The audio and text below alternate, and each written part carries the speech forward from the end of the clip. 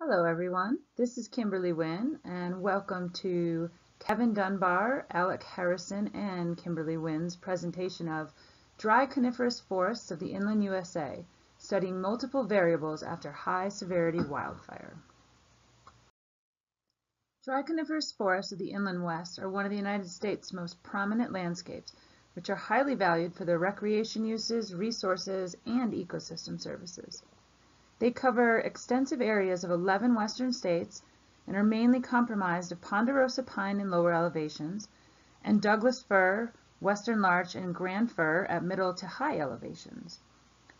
Precipitation exists mainly as snow in the north and rain in the south, and they have well-defined seasons with warm summers and cold winters. The soils are primarily entisols with inceptisols and some mollisols, and they support a wide diversity of trees, shrubs, grasses, and forbs, along with many mammals, birds, reptiles, and amphibians, and numerous invertebrate species. Most of these forests have been extremely altered after the settlement of Europeans in the mid-1800s, from their once open, park-like conditions characterized by thick grass-sward understories and widely spaced, large, old-growth conifers, to forests with less grass understory, less old growth, and denser shades of less mature, more fire and disease-prone trees. Traditionally, dry coniferous forests were adapted to multiple disturbances, including frequent low-intensity fires, which swept away young saplings and seedlings, and promoted the continued health of old-growth trees with dense herbaceous ground cover underneath, as well as periodic insect outbreaks that have developed considerable resilience in the face of these disturbances. However, increasing anthropogenic influences have introduced disturbances that these ecosystems were not historically accustomed to, such as suppression of fire, logging, clear-cutting, and livestock grazing. So these pictures do a decent job of visually explaining how overgrazing changed the forest understory, where in both the right and the left set of pictures show how dry coniferous forests typically looked prior to European settlement, and the B pictures show how overgrazing and wildfire suppression can lead to vast shifts in herbaceous ground cover and increased sapling establishment. Much of the negative impacts from livestock grazing on dry coniferous forests occurred in the late 19th and early 20th centuries, when horses, cattle, and sheep were set loose in these forests with little to no management and very high stocking rates. But as the 20th century advanced, land managers did begin to more closely regulate grazing, but the deep changes of forest structure and dynamics were already set into place, creating the altered conditions in current dry coniferous forests. When there is large old growth and prevalent herbaceous ground cover, as in the A pictures, and the ground cover is essentially a fine fuel, the fire sweeps through relatively fast with low severity. But as the livestock removed much of this fuel, there was then the encouragement of establishment of denser stands of young saplings, and this also promoted the presence of less fire-resistant trees. These dense, shady stands of smaller trees have a much harder time with drought in the arid, dry coniferous forest than previous species compositions. It reduces their vigor and leaves them more vulnerable to pests, pathogens, and limiting resources, and less resistant to fire. So you couple all of this with the thorough and systematic suppression of wildfire by humans, and conditions were created that favor large, crown-destroying, and intense fires that obliterate dry coniferous forests nowadays. Here is a map which more accurately captures how dry coniferous forests have changed, shifting them to conditions less favorable for wildlife and increasing the unwanted conditions of high severity fire and subsequent large-scale erosion events. And this really illustrates how the old growth trees have been essentially taken over by the medium trees and younger saplings. So we collectively examined how overgrazing compounded with wildfire suppression and created the vastly destructive fires we see today, and then looked at ecosystem reactions after the fires. So studying erosion and wildlife habitat. But why erosion in wildlife habitat? Well, in recent years, wildfires have been more severe than any other time in the past century and are now having large spatial effects. So it's increasingly important for restoration managers to understand and capture variables that reflect how an ecosystem may be compromised. Another point is to ensure a forest's resilience, ecological memory must be preserved. And soil stability preserves seed banks, among other things, while wildlife habitat structure determines vegetative regeneration composition, among other things. Also, forest resources are relied upon on multiple fronts for much of the same reasons. So we can all grasp the importance of both soil and habitat, as these two variables are also significant as they capture both micro scale, the soil, and macro scale, the habitat reactions. And they also both serve as potential indicators for the state of productivity and help determine if the forest can bounce back from disturbance. So let's look at some wildfire effects on soil erosion. High severity fire removes 80 to 100% of the ground cover, and less ground cover equals less infiltration, leading to more runoff. Extreme temperatures alter soil properties, making them water repellent. Erosion-related disturbance serves no benefit to the ecosystem.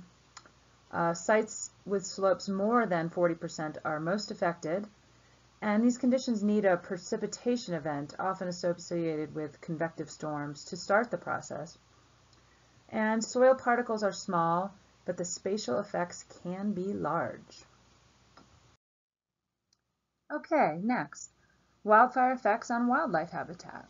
So besides many critters possibly having their homes completely charred to the ground, we specifically looked at woodpeckers and elk to cover a bit of the spectrum from avian to ungulate.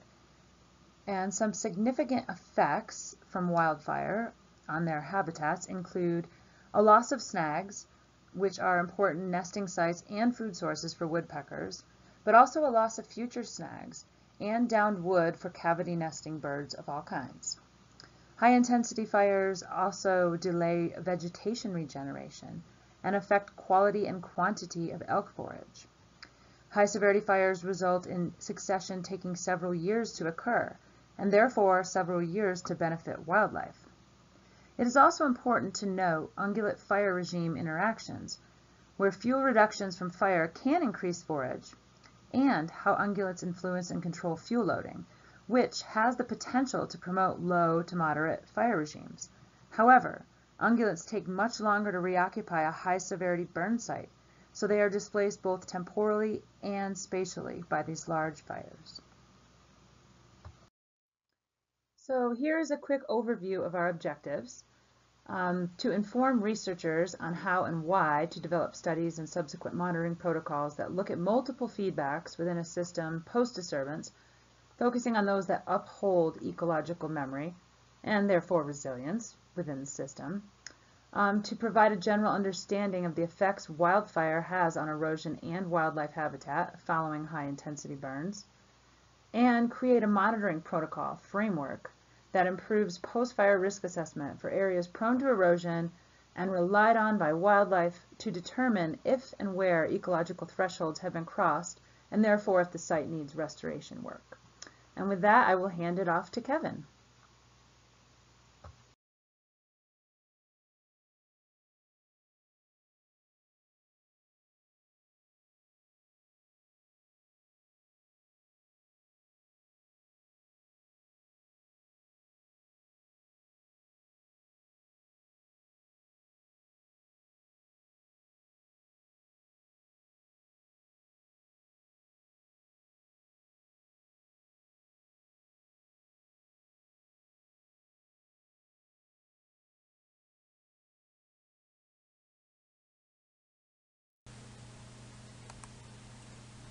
Alright, so going forward, we are now aware that high severity wildfire is a dominant disturbance in modern day dry coniferous forest. The issue that arises with this is it is a process that changes spatial and temporal variability, making assessments for further management following fire difficult. Luckily, we see some similar attributes regarding the process of erosion and the effect fire has on wildlife habitat, this being vegetation. Vegetation recovery is the most important aspect in mitigating erosion while serving as an indicator of wildlife presence in the area the year following a fire. Sediment yields are the greatest the year directly after a fire, that 12-month period, where 3 to 5 years following a fire, we see sediment yields at pre-disturbance levels. This is due to the new regrowth establishment decreasing runoff by increasing infiltration rates. This is a similar time frame that elk typically relocate to an area to utilize that same regrowth, as well as the forage is fresh and it's their favorite type of forage to graze on.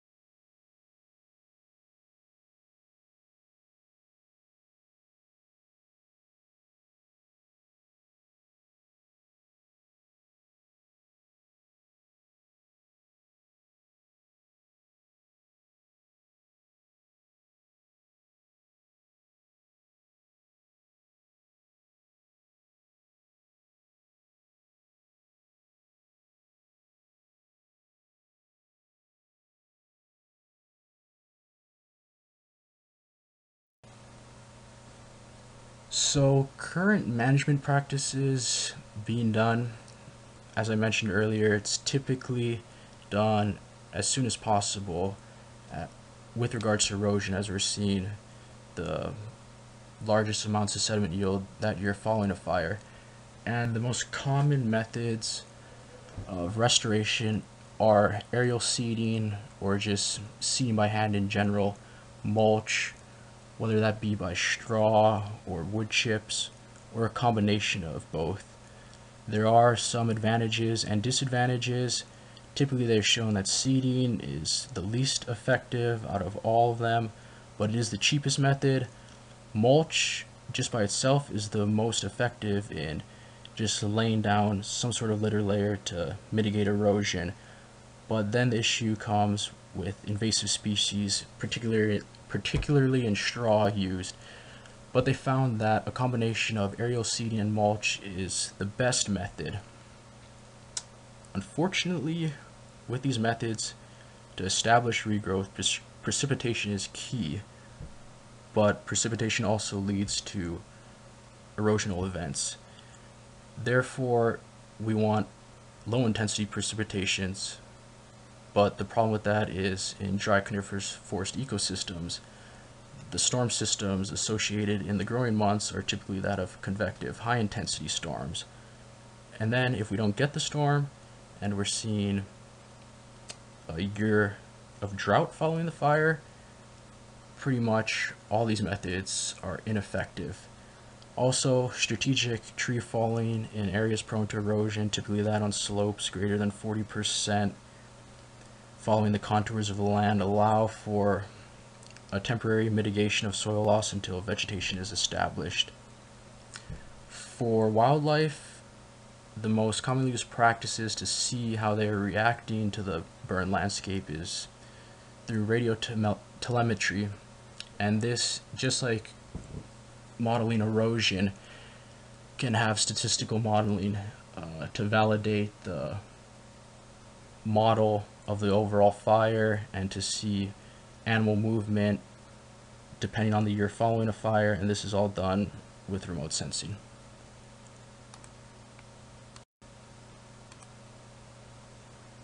So in regards to future management, we suggest a more ecological approach, one that would restore more natural, spatial, and temporal patterns of dry coniferous forest structure.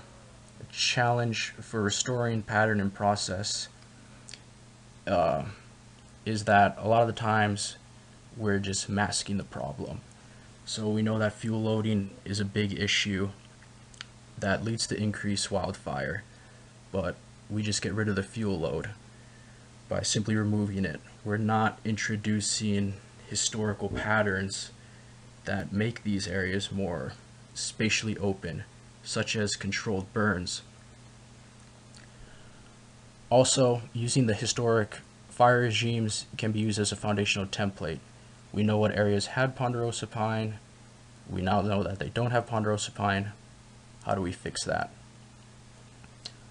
Also, conserving biological and ecological patterns should support a forest structure and composition that promotes low severity fire overall. And that's the overall goal, to support low severity to moderate severity fires, because there is really no benefit whatsoever to high severity, high frequency fires.